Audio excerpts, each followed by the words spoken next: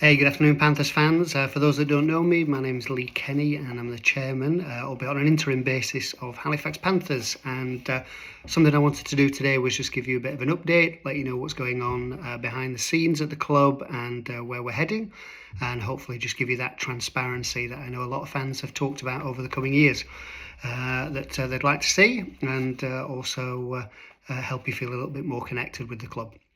So you'll excuse me if I'm reading some notes. There's quite a few updates for you today, but hopefully it won't be too long. 3 weeks since I've taken over as chair from Dave Grayson, and I'm grateful for the support I've had and the comments, so thank you. It's been really quite special. Obviously this weekend, after a bit of a nail biter against Widnes the previous week, it was really nice to get over the line, get that win that I know the guys have been really hoping for, and us as fans have been waiting for, and certainly didn't come as easy as any of us would have liked, but really great to see us go over and get those 3 points, and more importantly get out of that bottom three. And what I'd say is getting out of the bottom three is not really an aspiration for the club. It's something the board, the players, the coach, you as fans, we've got higher aspirations than this, but right now where we've been this year, it's been a welcome move, and hopefully we'll keep moving up the table. 9 games to go. Hopefully we'll get a little bit of a winning streak on. So 5 of those games are at home, starting this weekend against York with I know a very popular retro shirt. So if you can dig out your retro shirt and get down, I'm sure that'll make for some great photos and just add to the atmosphere. And this week we've seen the first bit of sunshine. Hopefully that will continue. I don't want to jinx the weather, but it's been nice, and there's no better place than down at the Shay to be having a couple of drinks with friends, getting the kids running around, and hopefully another 2 points as we start to climb the table. A couple of fan, updates, or not quite updates. We've had a few people we know, fans and players, including Jeff Robinson, pass away. I just want to make note of a couple. Stephen Pidgeon, who I know a lot of you know, unfortunately passed away recently. I personally know his brother. A lot of you will know Robert. We pass on our condolences. And this week we've had the news of Peter Hansen. And Peter Hansen, I remember my first time being here at the Panthers, was very, very regular visitor, letting me know about his time at the Shay. But also you could see that really if you cut him in half, he'd be blue and white. And again, condolences to friends and families. I know he'll be missed, and it's been nice to see some of those pictures, particularly with players, and from the documentary that the guys at Albion Street Studio did. He was included in that, and so all our best wishes, condolences, and you'll definitely be missed. Talking of the film, a lot of you have seen it was successful over in, and I may get this wrong, so apologies, Slovakia, I think Slovenian Film Festival, and I know it's been just shortlisted again for the Urban Film Festival. So shout out to Linda Kitson and her team and cohort who were involved in getting that done, and of course Danny Thompson and James Mellor over at Albion Street Studios and Rainbow Trout. Lots of very positive things going on behind the club. Sometimes it's easy to go doom and gloom, and don't worry, this isn't a rose-tinted glasses, everything's wonderful, but I do want to highlight some of the good things that are going on. Our women's team continues to do incredibly well, despite having a new team, so well done to Amy and everybody involved there. The wheelchair, of course, team, Malcolm Keelty and the guys there have always been at the forefront of that sport, and again have had some really great results recently. And the LDSL club, I know they're welcoming new players, and that's really just a signal and a sign probably of the club's inclusivity. So really proud to see those all happening. The youth talent pathway, again, a lot of success with that. I think 120 young men, I'm not sure young women as well, maybe in there, just in that talent pathway. And again, it's a new generation of fans that hopefully will see us through the next 10, 20, 30 years and beyond with their families. Cara continues to do a lot of good work with the community clubs, and again I know he's working on a number of initiatives, so well done to you. And again, thanks for the ongoing support from people like Hashfax. Every time you buy one of those tickets, that is some money coming into the club. Likewise with the Fax Independent Supporters Trust, David and the team there. It all comes towards the club and all helps, and again I know they've got several initiatives. On the playing side, I think it's been really good to see some players coming across from Leeds, but also the latest signing, for example, Joe Hurd did well. I am not the expert when it comes to rugby. Thankfully, we have people internally who are much better suited. But again, nice to see these guys jumping straight in. Obviously, on the way out, we've just announced this week that Ryan Lannon has moved to Widnes. I think you'll probably understand it. Probably isn't our choice to make that happen. We knew he was going for next season, but when Widnes wanted him early, he wanted to move early. As I say, no expert in rugby, but I do know in business that when somebody really wants to move on, then often it's not a great idea to kind of keep them around. So whilst we would have loved to have kept Ryan for the season, we wish him all the best, but we'll be moving on with ourselves. We've already signed multiple players for next year, and I know this always raises the question about the rumour mill or the watering can, and why aren't we telling you when we've signed players, and why aren't we telling you when somebody's left?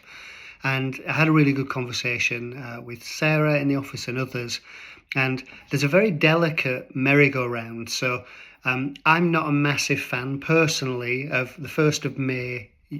Clubs can talk to any player about the following season. So what often happens is somebody is signed up for the following season, so in our case 2025, and they're now playing nearly all the season in 2024 knowing they're not going to be here next year. Now, it is pragmatically the way of the world in rugby league, but it does happen and it does cause that little bit of a merry-go-round. What I would say is that, yes, it would be great if we could be transparent and say this person is leaving, this person is coming, but it's just not, the done thing. We want these players to play well this season who are with us. We don't want them on one mind elsewhere. And likewise, we want players developing who are coming to us next season. But the commercial nuance is that if we announce that we've signed XYZ player, then that really opens up a lot of agents to start approaching our players who are stable and happy and saying, well, you're not really going to be getting a game next season, or this guy's going to be taking time away. And that obviously causes its own potential challenges where there needn't be any. So I understand the frustration. I know you would like to know everything that is going on, but sometimes it is about being commercially astute. And also just having agreements and things in place with players, with agents and with other clubs. So there will be players in, there will be players out. Just know that we are heading in that right direction. I mentioned that it's not all milk and honey. So I think Dave Grayson was always very good at giving both sides of the coin. And I think in some respects I'm fairly similar. So it's rather than just fantasy island, everything is wonderful, la la la. It is tough out there, and not just in rugby league. Yes, we've got lots of positives going on, but commercially out there, in the business world, in the real world that you and I live in, things are getting tougher. So the economic climate is poor. We know we've been affected, as other clubs have, about either sponsors really paring back their involvement in sport, or being able to, cut their budgets. And unfortunately, we had several large, I guess you would either call them benefactors, sponsors, suppliers, partners, who've had to go into administration. And at that point, obviously, all the funding stops. It's important to note that, sometimes people might say, well, did you not check these guys out? Did you not, make sure they were very good? But often it is the second or third layer away from them. So I know certainly in our cases, it was a number of suppliers who had not paid these companies, and that really just affected cash flow. And of course, that has a knock-on effect. So as you will know, we talked about it in the fans forum. It's been in the Courier, that we were behind with the rent, for example, and had arranged a payment plan with the council, which I'm pleased to say has been stuck to and has been hit since that's been done. But it does have a knock-on effect. Cash we think that's coming into the club suddenly isn't there. And I know we've got several suppliers at the moment, or several, not just suppliers, but partners, where we've had to go and say, listen, this is happening in the background. Can we work something out over time? So if you're one of those people affected, I think firstly, thank you. I know it's not ideal. We've found exactly the same, where somebody down the line has promised us something and it hasn't come. We are working very hard as a board just to make sure that we get on top of that. again, these things, particularly being a high profile sports club like Halifax, sometimes these things hit the news. Again, from a business perspective, we are working hard and communicating with everybody. And sometimes people will shout louder than others, and we understand and appreciate it. They've got their own things happening, and as soon as we can get those resolved, we will do. And again, we're coming to a time of year where we're starting to look to commercially for 2025. That always brings income. And, certainly in terms of expenses. So, yes, it's a little cloudy in the short term. The 30, 60-day horizon is a little bumpy. But we are confident in kind of the direction we're moving, that hopefully things will get better. And we are then looking for, a sustainability longer term, really. And that's something that the board are very keen to look at. And I'll cover a little bit later. This year, we increased the budget for playing by 20 to 30%. Which what that means in real terms is that the salary, wage run every month is up by 20-30% on last year. Damien, CEO, was at the RFL last week as part of a clubs meeting, and we are firmly in the top half of that table for Championship. It hasn't worked out from a league perspective, a league position perspective, which of course in turn may well hurt our IMG a little bit, our IMG gradings, but it's one of those things that you have to try. Obviously that has an impact when it doesn't work out in terms of fans, in terms of people coming, but hopefully we're starting to turn that around and things will move up. Next season I think it will be a little different. If the economic climate is what it is, we'll have to cut our cloth, as will a number of other clubs, and that could mean potentially bringing that back down as a playing budget level. And a lot of that is driven by how commercially successful we are as we enter the next 2 or 3 months. Also, how many people come to the Shay on a weekly basis or on a home match basis. That all can have a positive impact in the direction, as I think everybody knows. We are making some changes behind the scenes. As you probably know, the board, slimmed down quite a bit over the last 12 to 18 months. So with immediate effect, we will be looking for more expertise and to widen that board. So that could be within the commercial sector, it could be in media and marketing, in legal and in finance.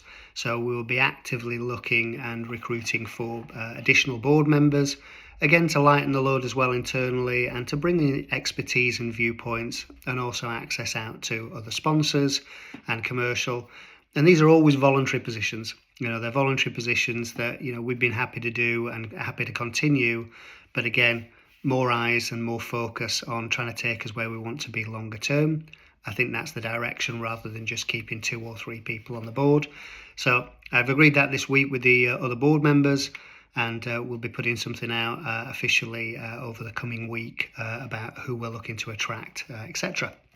We'll also be looking at developing an advisory board made up of things, fans, for example, you guys, as well as other experts, just to help us as we start to shape. Yes, we want to be Super League ready in 3 years, and that means very different things to, say, me on the board as to Damien in the HQ down at the Shay. One is about administrative and one is about that pathway to being ready and to move up. Nobody's saying, hey, we deserve to be there. We've got a long way to go in terms of building up back our fan base, building our connections commercially, and obviously this season on the pitch. But it's the aspiration. We are not desperate. Desperate's the wrong word. We are absolutely keen to make sure that we start competing at the highest level again. And whether that's 2 years, 3 years, 5 years, the good news is there is a pathway. And again, I'll talk to that. So this advisory committee will again be another connection in with fans. We will meet, multiple times a year just to make sure we're heading in the right track. But also, we don't have a monopoly on great ideas. A lot of times, I've been sat there as a fan in the football, in the rugby, in other sports, and of course it can seem very simple from that side of the fence. But actually, also there's usually some great ideas. So we can't execute on all of them because we don't have an unlimited staff or team or finances. But again, we want that connection, and it's your club. We are here helping guide and steer it. We as a board and the people in the office have all been here long before they were a fan, and we know you guys have stuck through it through thick and thin as well. We are making a slight change in terms of, you'll notice I mentioned there that we're looking to bring more commercial acumen onto the board. Rachel Garrett kindly stepped in earlier this year, agreed to help on an advisory basis in commercial. We know, Graham, her father, passed away. He was a great player for the club and a great man. And she's going to step a little way just to make sure that she can, support her family and be supported. But also, she's incredibly busy at work. So we thank Rachel for her time, particularly in helping us launch that business club, which I'll cover that in a second as well. But thank you, Rachel. In terms of the rugby side, we've also agreed Richard Durgan has filled the spot of Director of Football or Director of Rugby over the last 12 or so months. In discussions with Richard, again, his work has accelerated enormously. And now that Liam is bedded in to the club more as a coach, we've decided to Richard will step away from that role with immediate effect, and Liam will pick up those player negotiations and pathways and still reporting to Damien Clayton as he does now. So again, thank you, Damien. There'll be a written statement alongside, but I know he's put heart and soul in, and as well as money and investment, and continues to be a friend, but equally needs to run his own business. He is still fairly young as well. So again, thank you, Richard. I know you will still be seeing him at the Shay week in, week out as well. So yes, we're in a tight spot, but we've also got a lot of things to be really, really thankful and grateful, and also to look forward to. So IMG grading, I just mentioned and stumbled over the wordings, but IMG is not everybody's cup of tea, and I don't think it's anybody's probably ideal solution, and I'm probably going to get chastised for saying that as a chairman, albeit temporary. But what it does do as a club is it gives us a very, very clear pathway. It says, okay, what are the rules to get into Super League? And I have heard 3 times this week, people say to me, Lee, I stopped going to watch rugby when IMG did away with promotion and relegation. And really the fact is it's just not true. Yes, you have to reach a pathway and you have to do it a certain mark and grading over a certain number of years to make that possible. But we know what those are. And a lot of that starts with fans being at the ground, fans being engaging with the club. But really, it's a lot of the things that we want. We want to attract that generation of people who used to go to Thrum Hall with their grandparents or their parents. The parents now, if your child is at Sidwell or Ovenden or Boothtown, Greenland, many other clubs, please don't be offended if I not mention yours, but we've got 1,000 children registered to play in rugby league in this area in Calderdale. Well, we want you guys down there, each week as well, and that really, really does help along with the grading, because it has a positive impact on finance, has a positive impact on gate receipts, as well as actually attendance. And as a fan, it has a positive impact on being as part of a crowd that is growing and win, lose or draw, really getting behind the team. So there's a lot to be really positive about. We've got an option to potentially be the primary tenant or even the owner of the Shay, which has not been available before.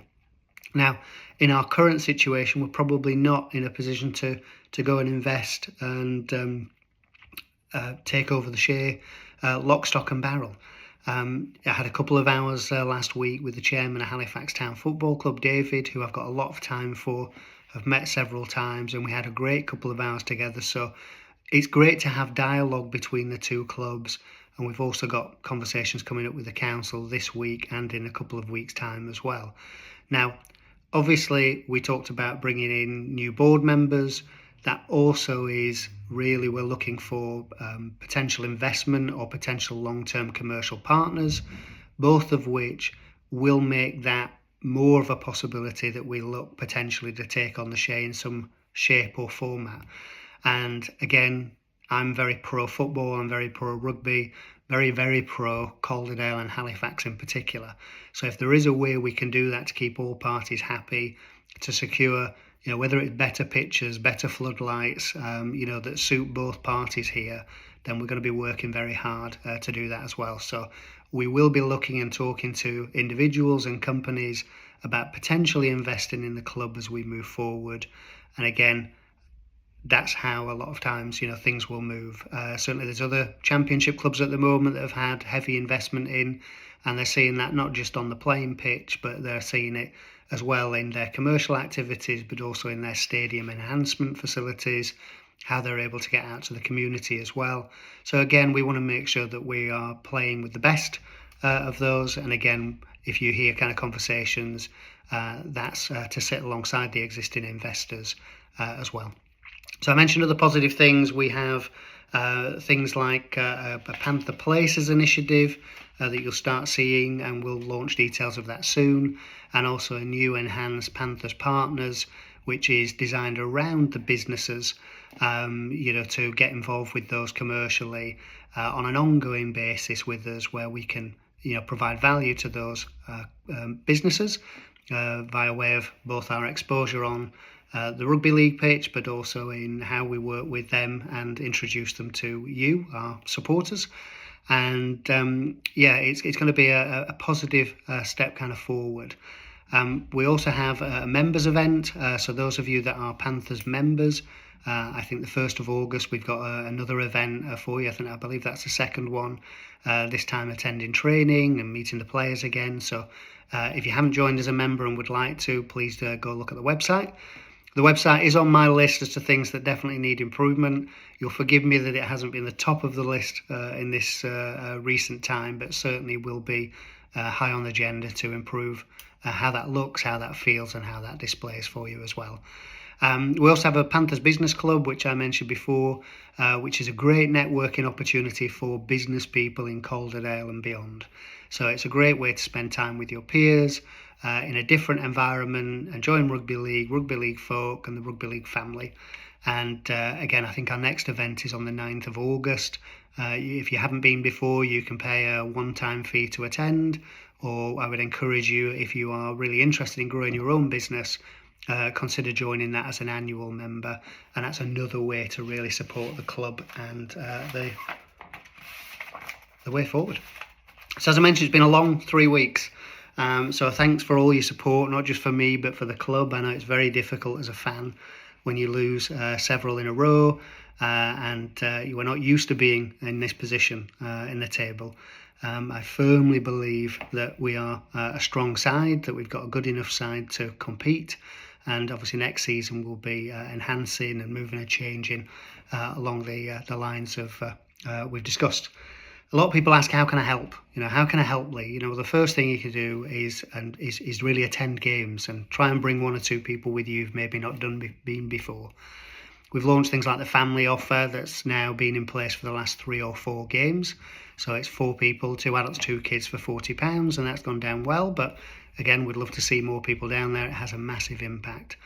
Buying a golden gamble, visiting the club shop maybe before or after the game. There's new things in there at the moment, for example, that you may not have seen before. Supporting our friends at Fax Trust, all those things really count. But coming to the games, coming and attending, and maybe grabbing those people who haven't been since Thrum Hall. We recently took, I think, 20, 30 people down from Crown Green bowling clubs who'd not been since Thrum Hall, and they had a wonderful time. The win helped, of course, and I think it was a sunshiny day. Can't always guarantee those, but again, that has a bigger impact because we want to start to build that habit of attending games as well. Obviously, if you are an investor, then we've already discussed there's a way forward there. We're not looking for blind faith. We're not looking for people just to say, oh, this club is the most amazing thing and they play the most amazing rugby and they, nothing ever is, subpar or suboptimal. But what we do see, and I know the players see, is it's really great to see that support. What we do know is we've got a terrific sport in rugby league, and I think we've got an even greater club in Halifax. Yes, we want to be in an elevated position. We want to move on. We want to be playing really, really great rugby. And again, let's just, mirror what I know when I look offline, to online as well. So seeing that support online, I know this is a great game. It's a great game. And hopefully we'll be heading in the right direction together. In terms of my time as interim chairman, that will be down to the board and to the shareholders ultimately. I'm happy to fill this void until till somebody says otherwise. And obviously, if we do attract the big major donors who want to invest millions of pounds and invest in the share, they may well have people that they want to put onto the board as well as their chairman. And of course, I would put the club at heart first. So I'm not in a hurry to dash off. I wasn't in a hurry to say let me be chairman, and I mean that in the nicest of ways. In that I am very, very passionate about the club, very passionate about the town. So again, thank you very much for your support so far. We will try and make these monthly. If you made it to minute 25, thank you. I really appreciate your time with us, and we look forward to giving you updates on probably a monthly basis. Thanks again.